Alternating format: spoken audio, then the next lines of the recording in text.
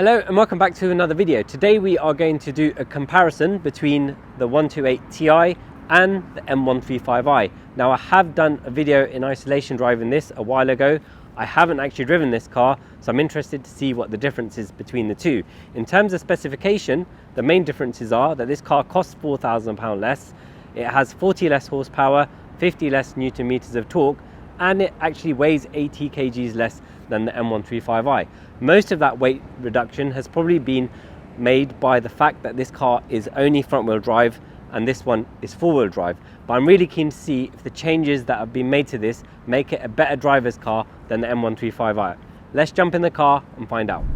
So 128 Ti versus M135i on the same stretch of road, which we use a lot in our videos, and yeah, immediately I can tell the damping is different on this 128 Ti.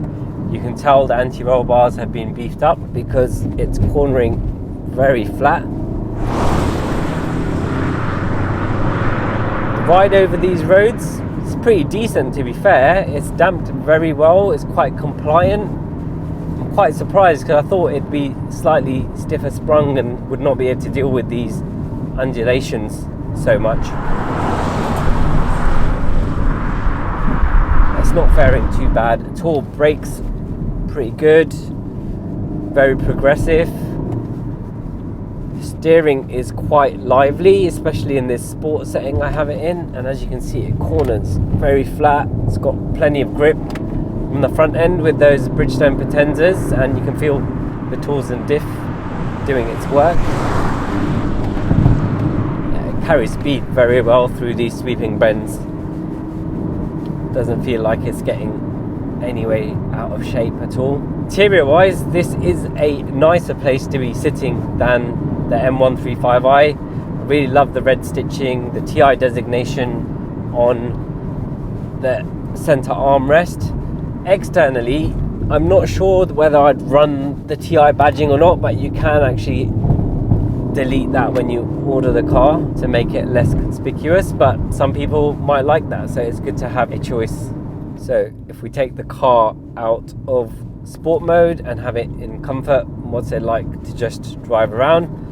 It's actually very comfortable. You'd be more than happy with this as a daily driver. I actually like the steering more in comfort mode than sports. I think it just has a bit more progression, but yeah, you can comfortably cruise around in this all day. It has plenty of storage. Interior is a nice place to be. Obviously the iDrive is the same as you find in the M135i. The seats are slightly different though. I think the seats in the M135i are slightly sportier, but you wouldn't complain with this as a daily car.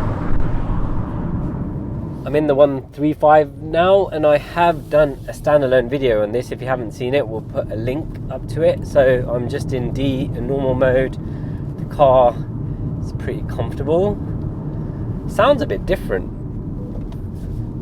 but I'm not sure what it's like from outside. You guys can be the judge of that. With these days with OPFs, you can't really hear anything anyway, but definitely the car sounds it's pumping through the speakers are different. But immediately I can tell whether that's the extra 80 kgs or the fact that it's got different suspension. It certainly doesn't corner like the 128i. I would say it feels slightly more compliant on this road, so it's got a little bit more comfort. The brakes, as we know, are the same, so they work in the same way. I would say the steering doesn't feel quite as sharp.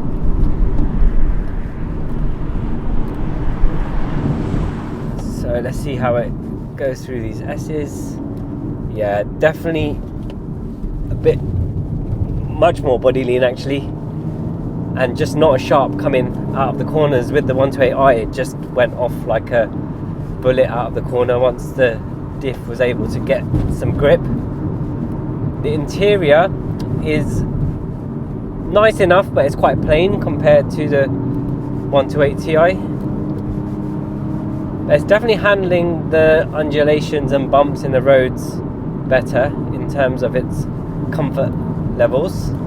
So it's kind of what I was expecting. This car is more grown up than the other one. In terms of power, this M135i has a 306 versus 265 for the 128, and when you put your foot down, you can definitely feel it. This car is just more urgent, has more low end torque, and it carries the power through much further to the red line. But it feels very similar when you're driving normally. It's when you try and push on a little bit, you can really feel the difference. So whereas the 128i is sprightly, this I would say is quite subdued in comparison.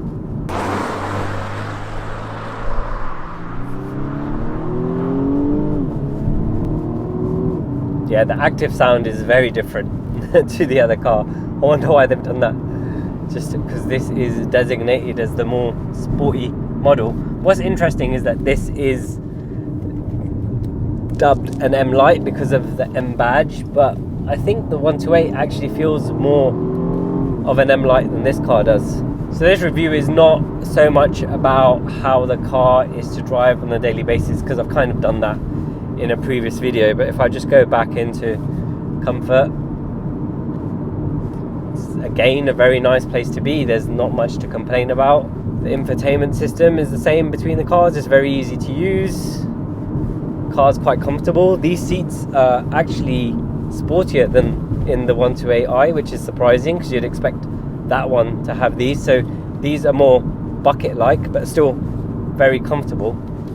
It's almost like you'd want to hand pick some of the bits from the 128 and put it into this car to make your perfect setup. And this is our favorite worst B road around us, and it's riding beautifully, to be fair. Much more settled than the 128 in these circumstances.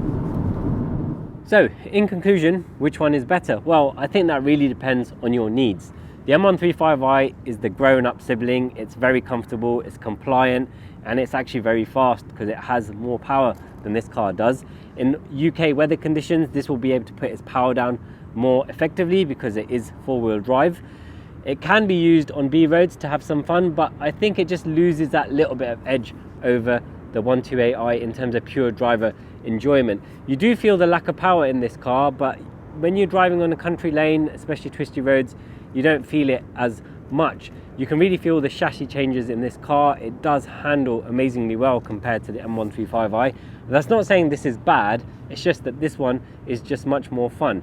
This car can be used as a daily, but you're obviously trading a little bit of comfort over the M135i. So it really depends on what kind of driving you're doing. If you're not doing any spirited driving and it's your family car and you want something that can handle pretty well, is comfortable and carry your family around, this is probably the right choice for you. If you're using it to commute to work, for example, but you still want a car to blast around on the B road on Sundays, this is probably the car that you want. So driving this has actually given me a few ideas on what's lacking on this. I think that if we change the suspension on this, maybe the anti-roll bars, and adjusted the geo settings, I reckon that we could probably get this one handling very close to this one. So that's definitely something that I'm going to try out. Thank you so much for watching, guys. If you liked the video, please give us a thumbs up, and if you haven't already, please remember to subscribe to the channel and turn your notifications on. If you want to join the conversation, please drop us a comment below and we will do our best to respond to you. And if you're running out of things to watch, why don't you watch one of these two?